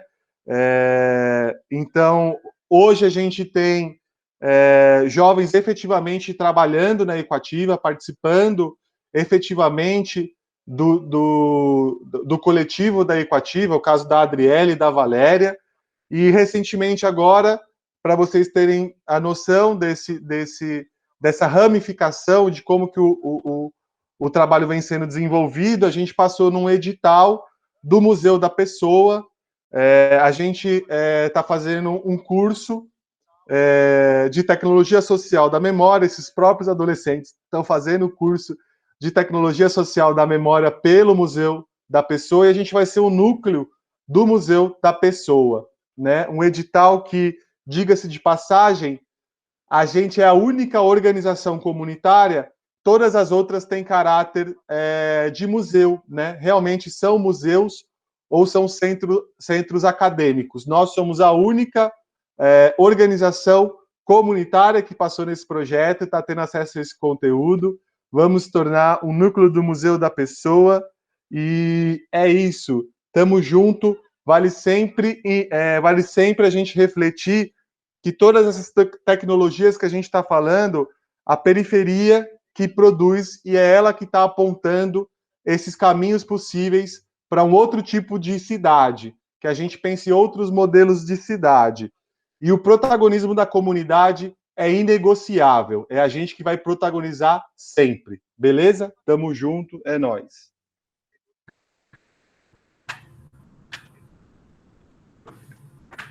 Jai, muito obrigado. Quer dizer, nós tivemos 4, a gente está com 1h30, né, de evento. Nós vamos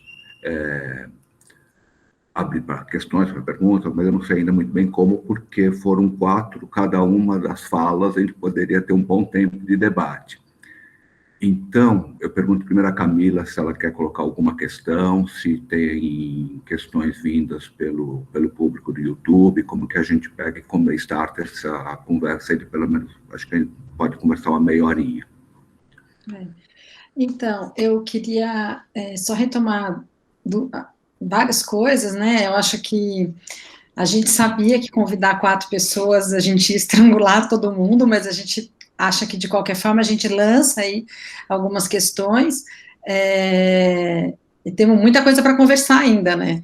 A gente sabe disso, assim, Luciana, Jorge e Bruno de um lado, né, são companheiros de discussões por um lado, e o JC e o Jai por outro lado, quer dizer, são anos aí a gente discutindo coisas e tentando caminhar juntos.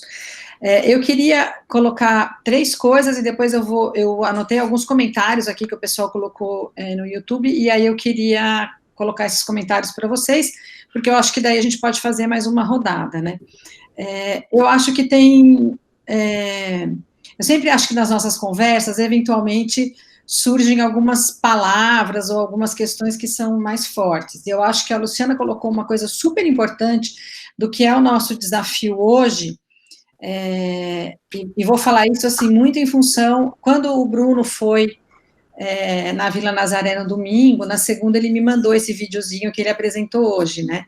E a minha reação na minha conversa com o Bruno foi a seguinte, eu falei, Bruno, às vezes eu fico um pouco angustiada, porque eu acho que a gente não vai dar conta de lutar todas as guerras que as pessoas têm expectativa de que a gente vai dar conta de lutar, porque você chega lá, depois de um tempo, sem ir, e ver mais casas ainda demolidas no meio da pandemia, porque a gente também acompanhou, a gente até escreveu um textinho juntos, né, Bruno, que apesar da Defensoria Pública entrar com uma ação para não ter mais remoção, a Prefeitura foi lá e continuou derrubando as casas. Então, tem videozinho do trator passando por cima das casas durante o processo de distanciamento social e tudo mais, enquanto Porto Alegre estava em plena quarentena, né.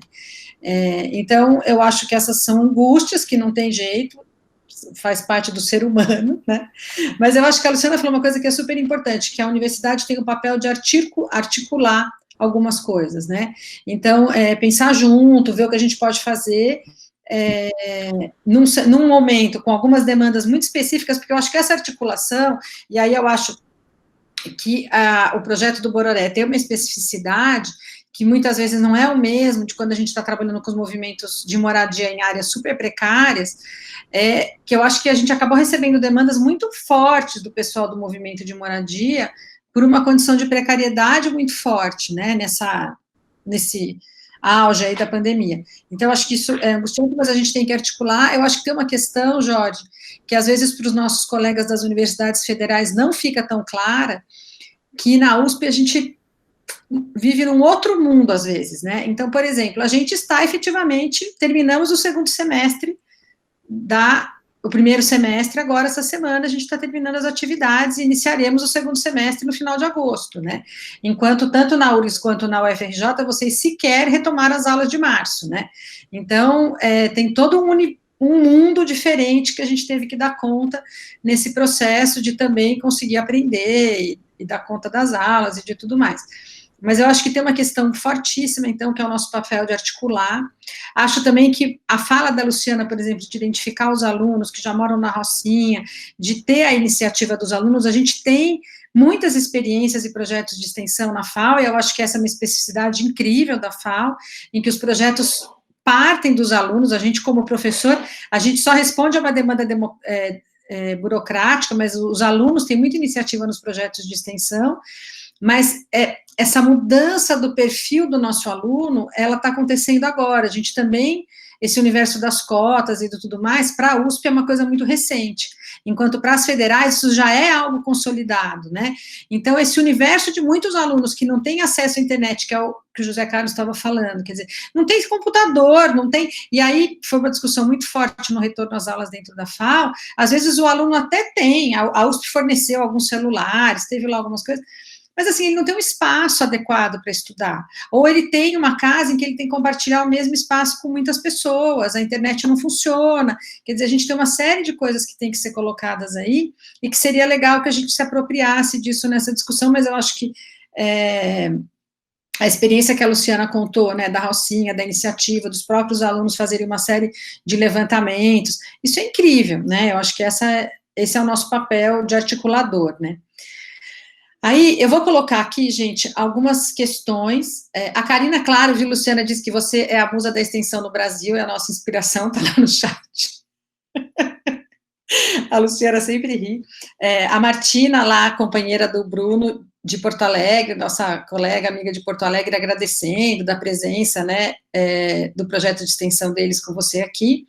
Aí, eu vou colocar duas questões aqui, que são o seguinte. A Karina fez a seguinte ponderação. Queria concordar com Luciana e Bruno. Na condição de extensionistas, a gente se sente num paradoxo no momento. Não nos ausentarmos dos territórios onde atuamos durante a pandemia, revermos nossa atuação, participar das campanhas solidárias, sem perder de vista que nossa luta é por direitos. E extensão não se faz com caridade, mas sim de um humanismo radical. E aí a Jaqueline, que é professora da Universidade Estadual da Paraíba, gente, a Karina é a Karina Leitão, nossa colega da FAO, falei como se todo mundo soubesse quem era. E a Jaqueline Carvalho, professora da Universidade Estadual da Paraíba, coloca o seguinte ponderação: sem engajamento acadêmico e político, não há extensão. A pandemia reforça para nós o desafio de como envolver a comunidade em um processo do não acesso da maioria à tecnologia.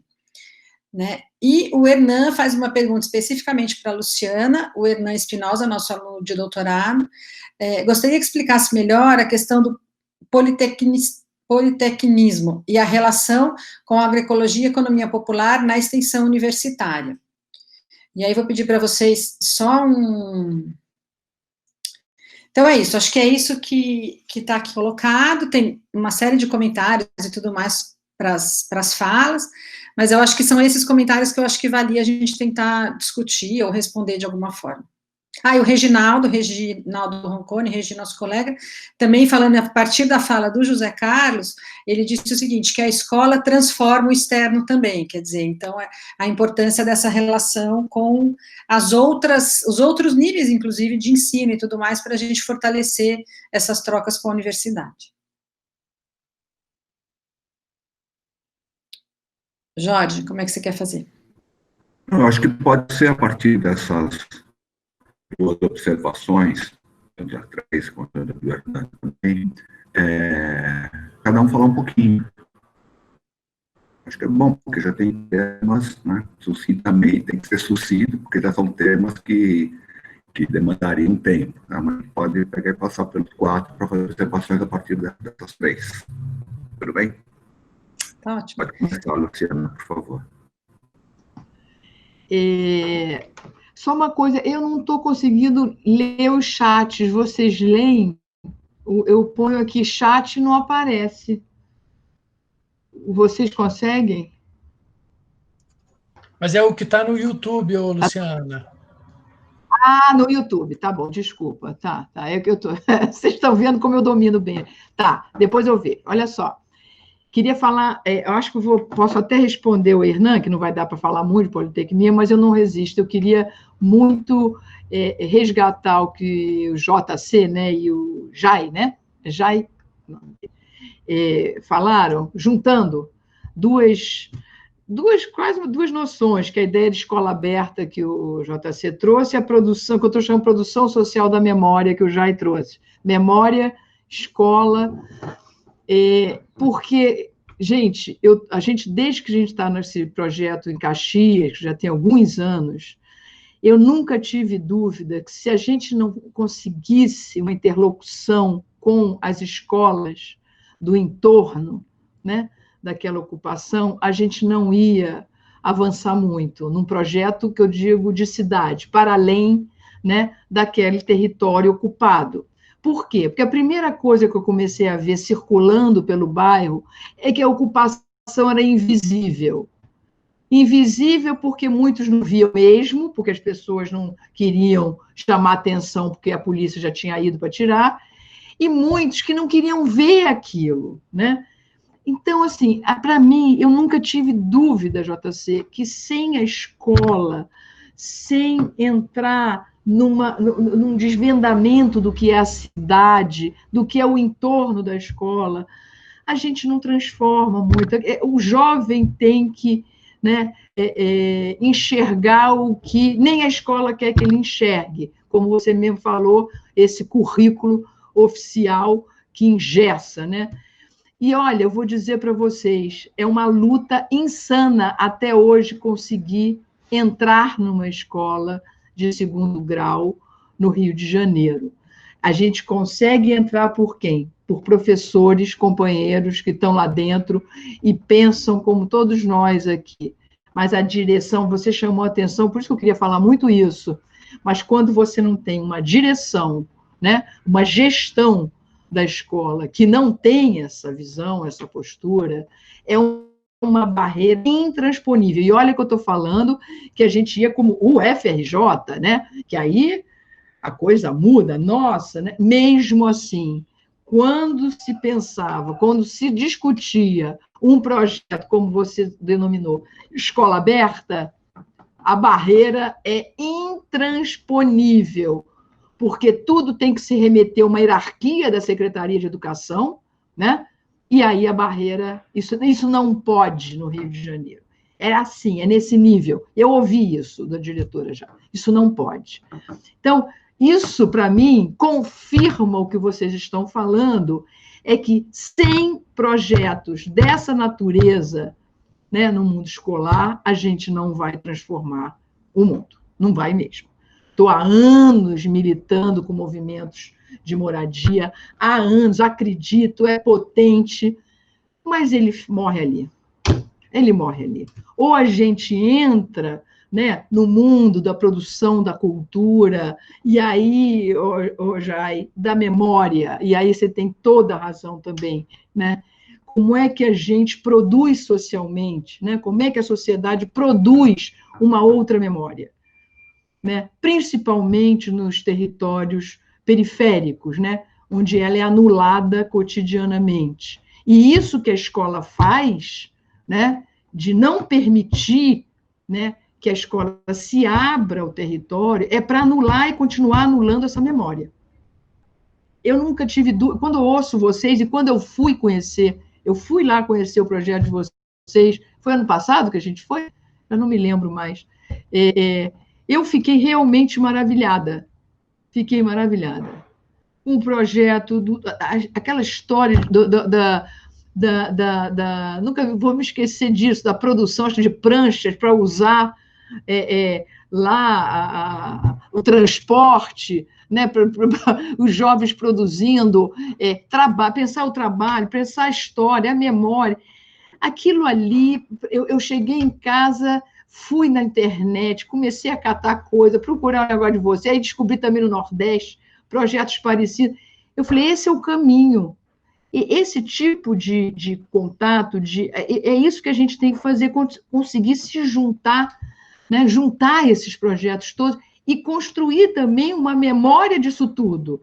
Porque tem muita coisa articulada aí no Brasil, tem muita coisa fazendo algo próximo do que vocês fazem. Quando o Jai falou, eu preciso fazer as visitas, eu vou junto, porque eu saí, quando eu conheci o Bororé, eu cheguei, eu lembro que no avião, eu falei, gente, pro Adalto, eu falei, eu preciso circular para conhecer mais isso. né? Eu tenho que ir lá em Manaus, o negócio dos ribeirinhos que fazem uma coisa, aí eu tenho que ir em Fortaleza para não ser...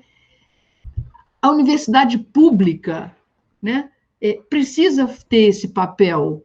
De novo, eu insisto, Camila, no juntar, né? Isso a gente pode facilitar, né? O conhecimento a gente tem que produzir a partir disso, né? O conhecimento produzido por projetos como esse, né? A memória produzida socialmente por vocês, como vocês estão fazendo. Isso é o conhecimento. O que a gente pode fazer com isso? Dar visibilidade e poder a esse tipo de ações, né? Porque elas são permanentemente destruídas. Não é para funcionar. Isso não é para durar.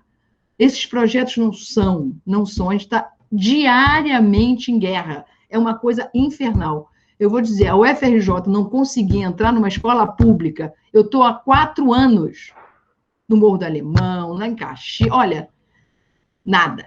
Vai até um certo... Não, mas agora não, isso aí não. Começar a fazer projeto que articula os turmas, não pode, nada pode. Então, assim, o professor tem um poder muito limitado, o professor, entendeu? Eu vi isso, professores fantásticos. Mas se a direção chega e fala, não, agora não. Aí é por fora, aí não tem tonalidade, né? Aí não tem recurso, aí não tem... Gente, essa é a grande luta. Essa é a grande luta. Escola, a escola pública. Eu acho que a gente tem que pensar mais seriamente, de uma forma mais sistemática, projetos da universidade com as escolas.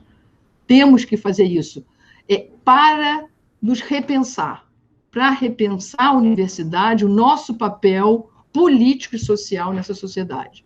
Sem isso, a gente vai continuar meio rodando em círculo, ou uma espiral, até admito, que a gente muda um pouquinho, mas é de uma lentidão, e na situação que a gente está, né? Eu sei que eu já falei muito, Politecnia, Hernan, depois eu converso com você da Politecnia, é longo, vou te mandar um texto, acho que eu até mandei, mas depois a gente discute. Essa fica para o outro dia. Eu queria só colocar aqui um comentário em cima da fala da Luciana. A Nilce Aravec, a nossa colega da FAO, falou o seguinte: a fala da Luciana demonstra a necessidade de transformar as instituições e não abdicar delas. Sem dúvida, sem dúvida. Camila, eu queria... eu não sei, o JC, o Zé Carlos, tem compromissos e tal. Então, eu queria, assim, quebrar a ordem que a gente fez na primeira rodada e passar a palavra para ele, até porque a Luciana fez vários comentários a partir da fala dele.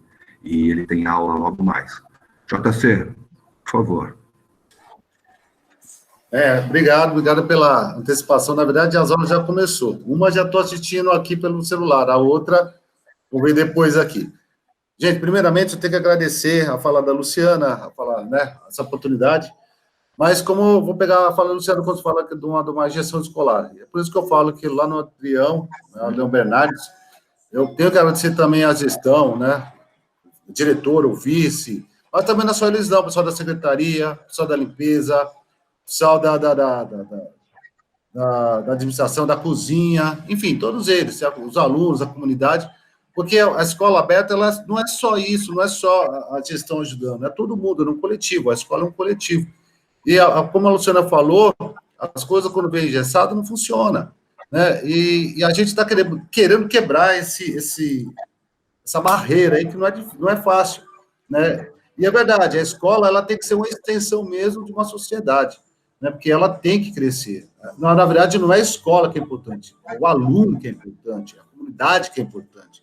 Não é a escola está lá, ela vai continuar lá. Mas o aluno, ele que vai fazer a mudança, as transições, as transformações, como o Jai acabou de falar, né? Eu termino assim, gente, porque eu tenho que trabalhar. Eu agradeço pela oportunidade, agradeço a Bassani, a Camila, a Luciana, o Bruno, o Jai, a todos que estão nos assistindo, a Escola Adrião Bernardes, né? A Casa Equativa, enfim, gente, agradeço, mas eu, infelizmente, tenho que sair, porque senão eu vou me ferrar. Gente, um abraço para vocês.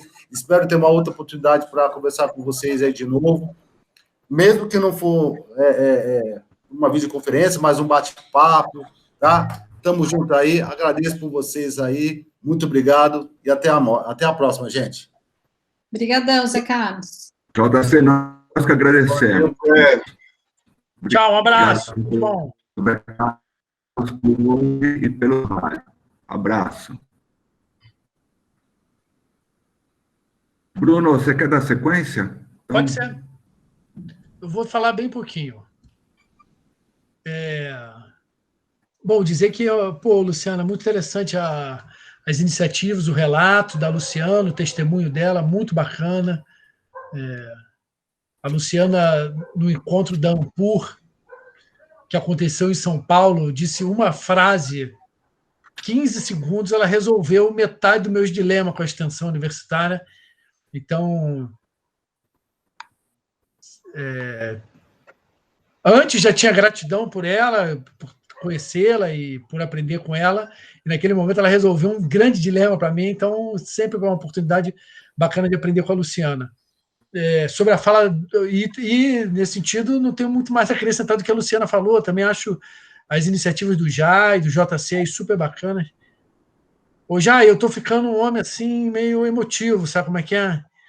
Eu não sei se é porque eu estou com 2 filhos pequenos, não sei se é a idade, não sei se é o isolamento social, mas você falando aí do JC, cara, muito bonito mesmo, cara. Assim, além de tudo que você falou, das iniciativas, da agroecologia, da permacultura, olha, tudo que vocês falaram aí, cara, super bonito, mas a relação com o JC, muito bonito, cara, comovente. Eu me lembrei de uma frase do Rubem Alves aqui, que eu vou dizer ela para você, tá? Porque você um dia foi aluno e agora está sendo professor também.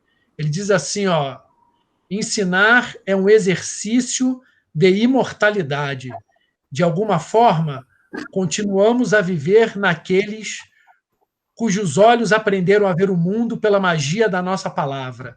O professor, assim, não morre jamais. O JC não morre porque você existe e você também não morre porque existirá nos seus alunos. Tá? Parabéns, muito bonita a iniciativa. É isso aí que eu tinha para dizer. Muito obrigado, Bruno. Imagina, não é só você não que está à flor da pele nesse momento, o coração está batendo forte aqui. Poxa, muito, muito legal. Mas voltando até fazendo esse link com a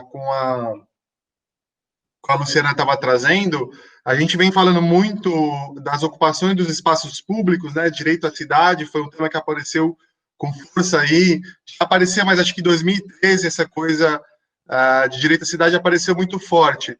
E, Luciana, eu acredito muito nisso também, acho muito assertivo quando a gente vai falar de ocupação de espaço público. Muitos espaços já estão aí para ser ocupados, né? São as escolas, né? Então, assim, às vezes a gente vai brigar por um outro espaço coletivo e as escolas estão abandonadas. As escolas a gente não consegue entrar. Aonde é o maior aglutinador desses territórios são as escolas, porque ali está a criança, está o adolescente, está o pai, está a mãe, está a avó, né? Então, quando a gente vai falando de ocupar o espaço público, ocupar as escolas. Vamos ocupar as escolas, gente. Esses equipamentos são tão ricos, né?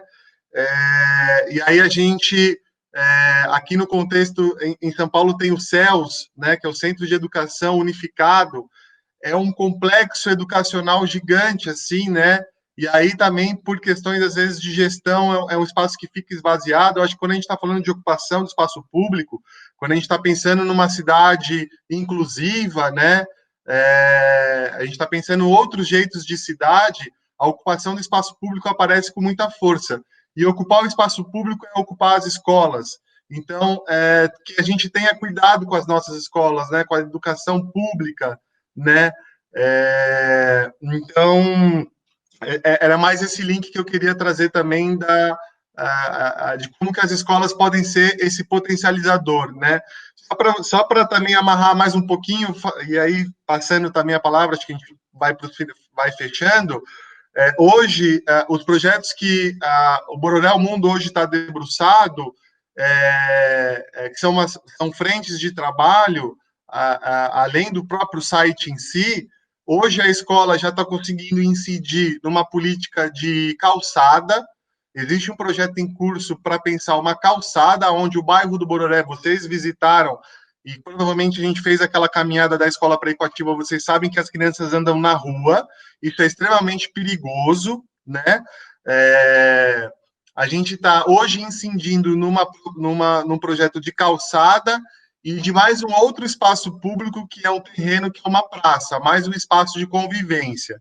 Então, hoje a escola está conseguindo fazer essa acupuntura urbana, né, e ir ali em pequenos pontos do território e aplicar para aquela energia circular, né, conectar a praça com a Equativa. A ideia é que as crianças vão para a escola caminhando, com uma calçada brincante, com uma calçada com desenho permacultural, para poder circular o caminho das águas, né? Esses saberes são da comunidade. A gente construiu essa calçada em encontros na Associação de Moradores, né, Jorge? Na AMIB, a comunidade falando as plantas que poderiam ter nessa calçada, como que essa praça poderia ser. E esse ano a gente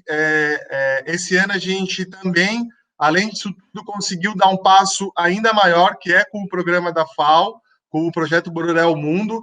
A gente,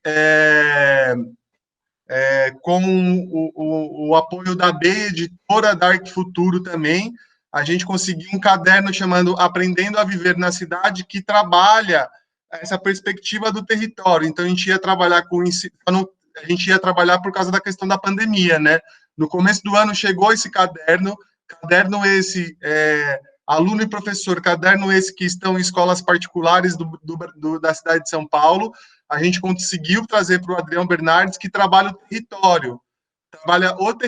Então, as crianças, os adolescentes, o ensino do Adrião Bernardes está mudando de um ensino, em vez de um ensino conteudista, um ensino de projeto de vida com o território, entendeu? Então, você traz a curiosidade do adolescente, da criança, ele quer desenvolver projetos no território, e aí os conteúdos entram, entendeu? Então a gente vai discutir geografia, isso tem a ver com matemática, legal, o que você está falando é um pouco de história e um pouco de artes, entendeu? Então, o que a gente tá lentamente, passo a passo, dando esse passo grande, esse salto, né? Mudar a filosofia da escola a um ponto dela sair de conteudista para projeto de vida. Então, eu acho muito importante essas redes estarem potencializadas, né? Então, acho que reforça o que a Luciana traz, da gente conseguir romper. E quando a gente fala escola aberta, Luciana, abrir, desemparedar a educação mentalmente, desemparedar a cabeça das pessoas, né? Então, que a gente consiga romper esses muros, que são esses muros mentais. Acho que aparece a importância da escola aí cada vez mais forte. Vocês me dão um minuto, porque o Jai acabou de responder ao Hernan. Aí eu só queria dizer isso. A politecnia, não sei se o Hernan ainda está aí, é o que o Jai acabou de falar. Por exemplo, né, fazer as calçadas, a praça, com as crianças, com os adolescentes, né? Isso, né, é a formação, é o conteúdo, né, educacional daquela escola, né? Aprender matemática fazendo a calçada, biologia fazendo, né, uma praça, o que você vai plantar, quer dizer, você usar a prática concreta de produção da cidade, né, para você ter aprendizagem de todas aquelas disciplinas, principalmente raciocínio lógico, português, né, através da prática. Politecnia é isso, né? Os projetos podem ser muito variados, mas eu acho que o exemplo, inclusive para nós, da temática da cidade, que o Jai trouxe, é fantástico, né? Produzir cidade, produzir espaço público, ensinando a matemática, a biologia, a química, português, né? Como é que a gente traz? Aí é o que o Jai fala, isso rompe completamente com as fronteiras mentais, nossas, primeiro, e dos jovens e das crianças, né? Isso é que é a politecnia. Posso interferir? Nós estamos exatamente no período que é marcado o evento, Encontros de hoje, que é 16 horas. Inclusive, Agradecendo profundamente o pessoal do Videofalco, como sempre, super em cima e super valorizado, agradecer todo o apoio que eles nos deram. E eu não sei quanto tempo ainda a gente vai continuar, mas eu queria só fazer duas observações dessas últimas falas. Uma é da Luciana, a dificuldade de entrar em escolas no Rio. A gente tem algumas dificuldades aqui. Eu faço esse mesmo projeto que eu estou fazendo no Bororé desde 2012, né? E a gente tem dificuldades mais variadas. É importante agora falar que o Jai falou, o JC também falou, nós não só não tivemos dificuldades, como nós fomos muito rapidamente abraçados pela escola, porque eles estavam desejosos de dialogar, crescer. A gente está lá e convida para dançar, eles então vamos dançar. Eles agiram a partir dos interesses, dos desejos, das vontades das pessoas que estão lá e construir um trabalho junto. Dessa forma, eu queria registrar que, assim, apesar de fazer esse trabalho há algum tempo, normalmente ele tem 1 ano, né? Uma escola, a gente mudava de escola e a gente veio para o 4º ano, né? quarto ano de trabalho com o Bororé. Eu acho que nós, tá, do grupo de estudos mapografias, e eu particularmente, nós aprendemos a fazer projeto de extensão em longo prazo, né, de construção de um projeto com comunidade lá, né? Na verdade, foi com o JC, com o Jai, que eu aprendi, e acho que até eles também aprendemos juntos a fazer um projeto de extensão a longo prazo, por conta de que a escola se coloca. Eu gostei muito da observação do Reginaldo, não é só uma questão da comunidade entrar na escola, né? Na escola, a escola sair, né, para a comunidade. Foi mais ou menos o que o JC também estava falando quando levou os alunos e os trabalhos que eles fazem lá. Eu acho que essa perspectiva é feita pelas pessoas que estão na escola, quer dizer, uma instituição que faz as pessoas, mas as pessoas que montam, tá, uma ponta da instituição na comunidade. E isso é uma coisa que viabilizou o trabalho que a gente tem feito lá, né? Por ambas as partes, tanto por nós da USP quanto pelo pessoal lá do Adriano e do Bororé em geral.